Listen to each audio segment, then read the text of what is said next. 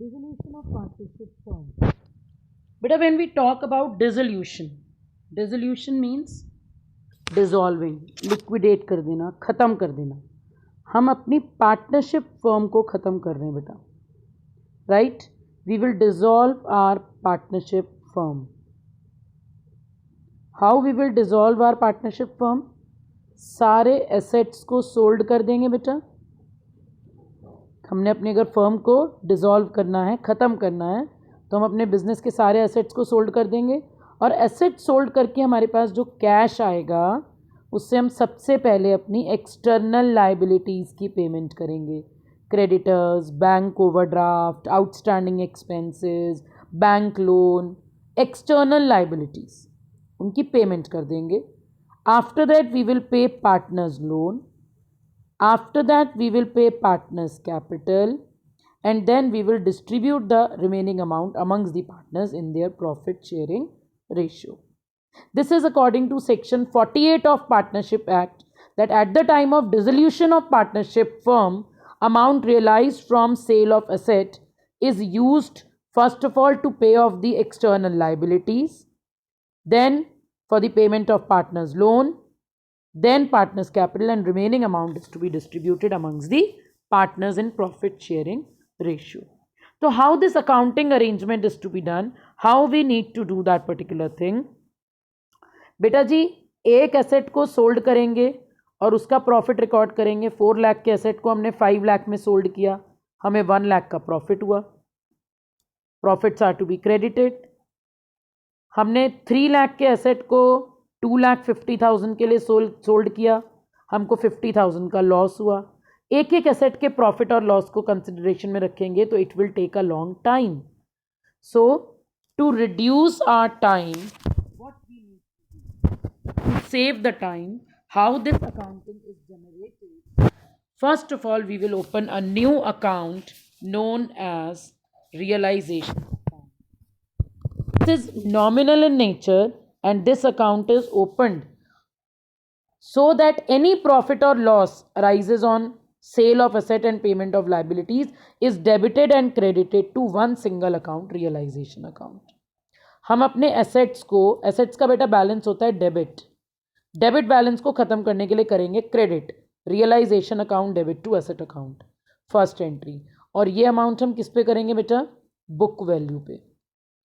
Book value पे अपने assets को ट्रांसफ़र कर देंगे. कौन से एसेट डिसोल्यूशन में ट्रांसफ़र, रियलाइजेशन में ट्रांसफ़र नहीं करेंगे? कैश, बैंक, क्योंकि हमें रियलाइज़ नहीं करने, ऑलरेडी रियलाइज फॉर्म में है. Advertisement, suspense and profit and loss का डेबिट बैलेंस, ये भी एसेट साइड में होता है बेटा. लेकिन ये एडवर्टाइजमेंट, सस्पेंस और प्रॉफिट एंड लॉस का डेबिट बैलेंस रियलाइजेशन में ट्रांसफ़र नहीं करेंगे. ये हमारा लॉस है. लॉस को कहाँ ट्रांसफ़र करते हैं बेटा? Partners capital to profit and loss account. और if we talk about advertisement suspense, partners capital to advertisement suspense account. I hope this point is clear to you. All the assets which have got debit balance are to be posted to realization account. Liabilities का balance credit होता है, उनको cancel करने के लिए liabilities to realization. जब हमारे asset sold होंगे मार्केट में, तो एसेट सोल्ड होने की सिंपल एंट्री होती है कैश टू एसेट.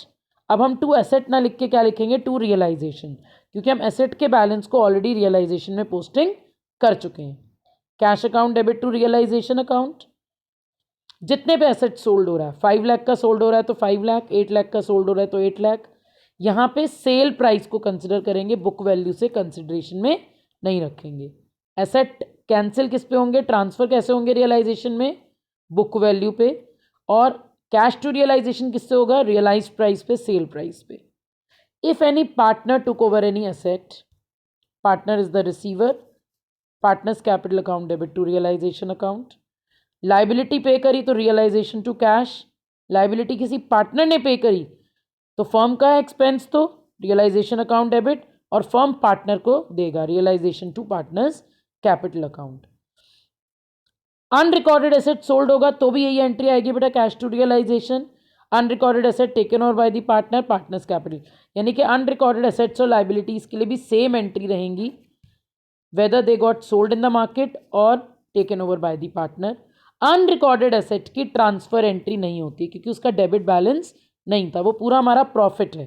तो cash to realisation, realisation credit हुआ क्योंकि जो चीज़ अनरिकॉर्डेड है वो भी कैश में कन्वर्ट हो गई, तो that is our profit, right. When we talk about realisation expenses, we need to consider three important points in our mind, that if firm is paying realization expenses, firm का expense है तो realisation debit होगा बेटा। Realisation nominal in nature है, जब expense होगा तो debit होगा, जब इनकम्स होगी तो क्रेडिट होगा। तो एक्सपेंसेस के केस में हम एक्सपेंस टू कैश एंट्री नहीं करेंगे बेटा, हम एक्सपेंसेस के लिए एक नया अकाउंट ओपन कर रहे हैं रियलाइजेशन, तो एंट्री होगी realisation account debit to cash account. और अगर ये एक्सपेंसेस पार्टनर ने पे कर दिए, लेकिन एक्सपेंस फर्म का था, तो हम पार्टनर को वो अमाउंट दे देंगे, realisation to partners capital account. A B C में अग्रीमेंट हुआ, फर्म को डिसॉल्व कर रहे हैं। ए और सी ने कहा बी पे करेगा रियलाइजेशन एक्सपेंसेस, तो फर्म जो है वो बी को देगा realisation to B's capital account. लेकिन अगर फर्म ने कहा कि बी बेयर करेगा एक्सपेंसेस, बेटा पेड और बोन में फर्क होता है। पे फर्म ने किए, लेकिन कह रहे हैं बी बेयर करेगा एक्सपेंसेस, एक्सपेंसेस बी के हैं, तो फर्म के पास से कैश जा रहा है टू कैश अकाउंट, और हमें किससे लेना है वो अमाउंट, बी से, यानी कि पार्टनर से।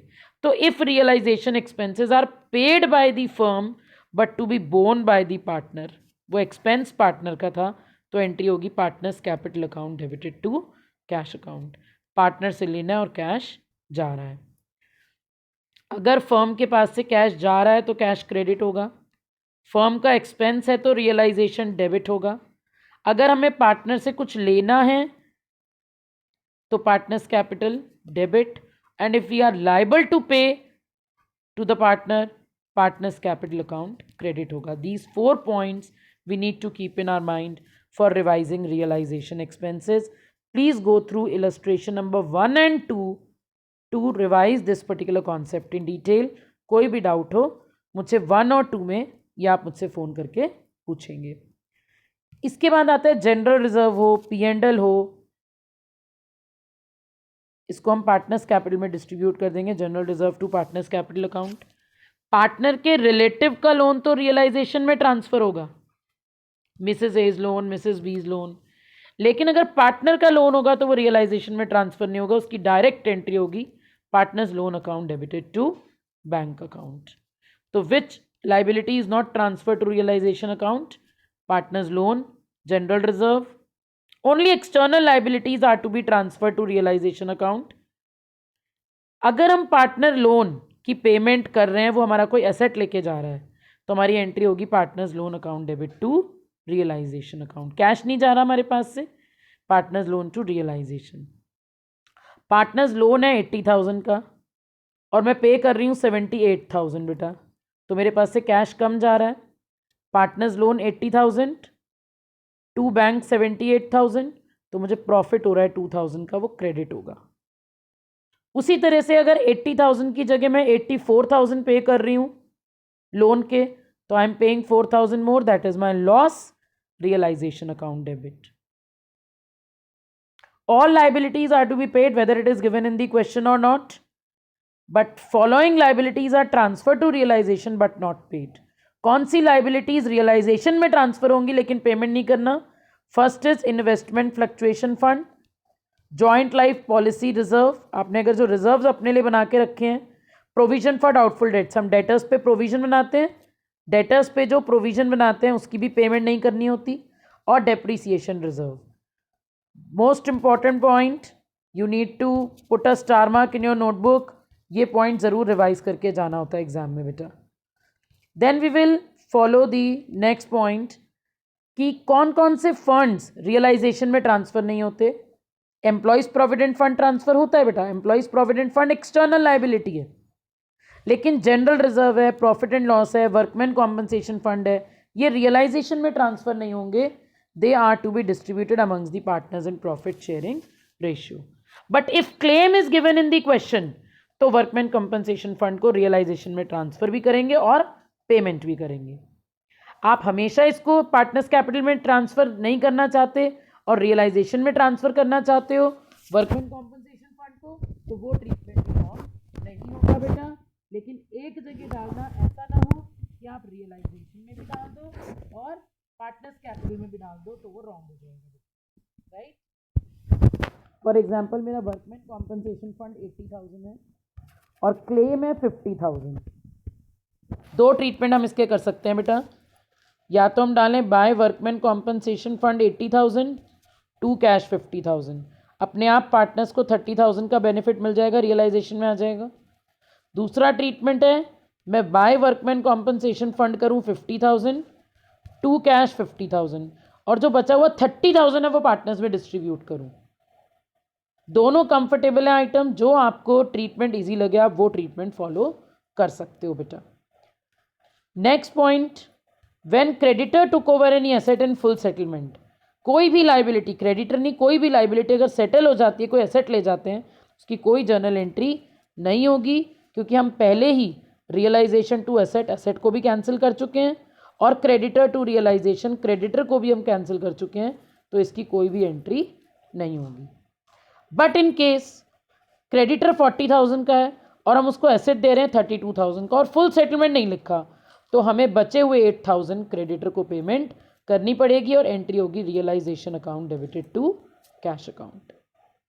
इन केस 40,000 के क्रेडिटर को हम 49,000 पे कर रहे हैं और फुल सेटलमेंट नहीं लिखा हुआ, बेटा अगर फुल सेटलमेंट होगा तो कोई एंट्री नहीं होगी, लेकिन अगर फुल सेटलमेंट वर्ड नहीं लिखा हुआ तो हम क्रेडिटर से 9,000 रुपीज़ रिसीव करेंगे bank to realisation 9,000, right. Employees provident fund, fund नहीं है, it is not to be distributed, it is not a fund which is to be distributed amongst the partners capital, rather it is an external liability, एक liability है which is to be paid compulsorily at the time of dissolution of partnership firm, तो realization में transfer होगा और payment होगी realization account debited to bank account। Next most important point, asset तभी realise होंगे जब स्पेसिफिकली क्वेश्चन में given होगा, नहीं मेंशन तो वो वर्थलेस माने जाएंगे, लेकिन सारी लाइबिलिटीज़ की पेमेंट करनी है चाहे क्वेश्चन में गिवन है चाहे नहीं है, whether it is given in the question और नॉट। अगर जर्नल एंट्रीज मांगेंगे क्वेश्चन में तो जर्नल एंट्रीज करेंगे। रियलाइजेशन में अगर प्रॉफिट हुआ बेटा तो एंट्री होगी realisation account debited to partners capital account, realisation account debited to partners capital account, और अगर लॉस हुआ तो एंट्री होगी partners capital account debited to realisation account. कैसे पता चलेगा? If credit side is more than debit side profit is there, if debit side is more than credit side loss is there. सबसे पहला treatment, हम इसमें adjustments नहीं पढ़ते बेटा, पहले बैलेंस शीट को खत्म करते हैं, realisation to asset and liabilities to realisation. Realisation की डेबिट साइड में टू एसेट बुक वैल्यू पे और बाय लाइबिलिटीज पहले डिस्कस कर चुके हैं। कौन से एसेट ट्रांसफर नहीं होंगे? Cash, bank, profit and loss and advertisement suspense. Liability पे कर रहे हैं तो realisation to cash, liability pay करी तो रियलाइजेशन टू कैश, और लाइबिलिटी अगर पार्टनर ले गया तो to partners capital. Asset sold हुए तो बाय कैश, एसेट पार्टनर ले गया तो by partners capital. Credit side ज़्यादा है तो प्रॉफिट आ जाएगा, वो प्रॉफिट पार्टनर्स में डिवाइड हो जाएगा इन प्रॉफिट शेयरिंग रेशियो, और अगर डेबिट साइड ज़्यादा हुई तो लॉस होगा, वो भी पार्टनर्स में डिवाइड हो जाएगा। अब ये जो रियलाइजेशन अकाउंट है बेटा, अगर आपने रियलाइजेशन में टू पार्टनर्स कैपिटल लिखा है तो पार्टनर्स कैपिटल अकाउंट में बाय रियलाइजेशन आएगा कि नहीं आएगा? पार्टनर्स का कैपिटल अकाउंट बनाएंगे, सबसे पहले बाय बैलेंस ब्रॉट फॉरवर्ड, कोई जनरल रिजर्व है डिस्ट्रीब्यूट करेंगे, P&L है तो डिस्ट्रीब्यूट करेंगे। रियलाइजेशन अकाउंट, अगर प्रॉफिट हो रहा है तो लॉस हो रहा है तो टू रियलाइजेशन। अगर कोई पार्टनर लाइबिलिटी पे कर रहा है तो बाय रियलाइजेशन, ये उधर से आया बेटा रियलाइजेशन अकाउंट से। एंट्री थी जब पार्टनर ने लाइबिलिटी पे करी तो रियलाइजेशन टू पार्टनर्स कैपिटल, तो रियलाइजेशन अकाउंट में to partners capital, partners capital में by realisation. Ledger posting, asset ले गया तो पार्टनर्स कैपिटल टू रियलाइजेशन, और फिर क्रेडिट साइड को टोटल करेंगे, उसमें से डेबिट साइड को माइनस करेंगे और आंसर निकालेंगे to cash balancing figure. Admission retirement में बैलेंसिंग फिगर को हम लिखते हैं, एडमिशन और रिटायरमेंट में बैलेंसिंग फिगर को हम लिखते हैं टू बैलेंस कैरेट डाउन, लेकिन इसमें हम बैलेंसिंग फिगर को टू कैश लिखेंगे, फर्म को डिसॉल्व कर रहे हैं। Suppose by balance brought forward है 80,000, रियलाइजेशन का प्रॉफिट हुआ 4,000, हमने लाइबिलिटी पे करी 3,000, जनरल रिजर्व है 2,000, इसको टोटल करेंगे आएगा 89,000, माइनस अगर कोई एसेट ले गया वो पार्टनर 3,000 माइनस, तो 86,000 मुझे उस पार्टनर को पेमेंट करनी पड़ेगी कि नहीं करनी पड़ेगी बेटा? यानी कि मैंने उस पार्टनर को देना 89,000 है एंड 89,000 में से वो 3,000 का एसेट ले गया। तो देखो अब लॉजिकली आपको क्लियर हो रहा है कि जब एसेट ले जाएगा तो ये हम क्यों करेंगे? क्योंकि क्रेडिट वो जो पार्टनर को हमने देना है, डेबिट जो पार्टनर से हमने लेना है। तो 89,000 माइनस 3,000, 86,000 टू कैश हम पार्टनर को पेमेंट कर देंगे। और इसके बाद फिर लास्ट में इसमें बैलेंस शीट नहीं बनती है बेटा, इसमें बनता है बैंक अकाउंट और कैश अकाउंट टू चेक कि हमने अपना सारा प्रोसीजर करेक्ट किया है कि नहीं किया। टू बैलेंस ब्रॉट फॉरवर्ड, जो कैश हमारे पास स्टार्टिंग में था, जो एसेट सोल्ड किया एंट्री हुई bank to realisation, liabilities pay करी तो by realisation, that means receipts are debited and payments are credited. Partner को पेमेंट कर रहे हैं तो बाय पार्टनर्स कैपिटल, पार्टनर से कैश ले रहे हैं तो कैश टू पार्टनर्स कैपिटल, और दोनों साइड का total needs to be same. There is no special treatment for goodwill in dissolution. देखो बेटा काम कम हो गया, new ratio, gaining ratio, sacrificing ratio का पॉइंट खत्म। ट्रीटमेंट ऑफ गुडविल कोई ट्रीटमेंट नहीं है, सिंपल रियलाइजेशन में गुडविल ट्रांसफर होगी, रियलाइजेशन टू गुडविल। और अगर क्वेश्चन में लिखा है रियलाइज हो गई तो वही जैसे एसेट रियलाइज की एंट्री होती है कैश टू रियलाइजेशन। गुडविल का ट्रीटमेंट डिसोल्यूशन में पार्टनर्स कैपिटल में नहीं होगा। Please revise it with the help of this video. Thank you so much.